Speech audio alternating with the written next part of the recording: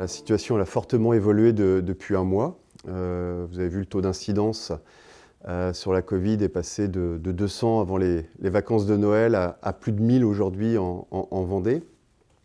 Concrètement, ça veut dire pour les équipes du contact tracing, là où on avait 200 à 300 personnes à contacter mi-décembre, désormais on a plus de 1500 personnes positives à appeler, voire 2000, des pics à 2000, et sans parler des cas contacts. Alors du coup, on a fait évoluer nos modalités de tracing. Ce qu'il faut savoir tout d'abord, c'est que 80% des personnes positives sont désormais contactées par SMS. On les invite à aller sur le site déclareamélie.fr pour déclarer leur durée d'isolement, bénéficier d'un arrêt de travail si nécessaire. On les invite aussi à inviter les cas contacts à utiliser également ce site déclareamélie.fr. Dans 80% des cas, le contact se fera par SMS, donc dans les 24 heures, 48 heures au plus tard.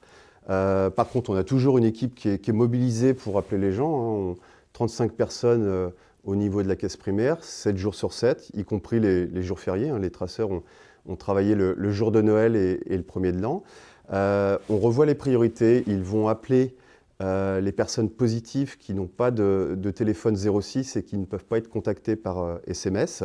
Donc là, c'est vraiment notre priorité. Donc on essaye de le faire sous 24 à 48 heures. Priorité sur les personnes qui ont un téléphone fixe et qui ne sont pas vaccinées. C'est vraiment la priorité numéro 1. Et le reste des ressources, c'est pour accompagner les assurés qui utilisent le site déclareamélie.fr et qui pourraient avoir des questions. Donc on met presque la moitié des effectifs sur ce qu'on appelle des appels entrants. On n'a pas encore toutes les données. On s'attend à un mois de janvier et février très compliqué avec des fortes réceptions d'arrêt de travail. Ceci dit, on prend des mesures spécifiques avec des recrutements de CDD, intérim, des entraides au sein de notre organisme pour pouvoir y faire face du mieux possible. C'est les arrêts de travail, ils sont payés par la caisse primaire d'assurance maladie. Donc l'activité risque de doubler, voire tripler. Je n'ai pas encore toutes les données à vous communiquer. Donc nous, nos équipes, elles sont aussi impactées par l'absentéisme que peut connaître toute entreprise.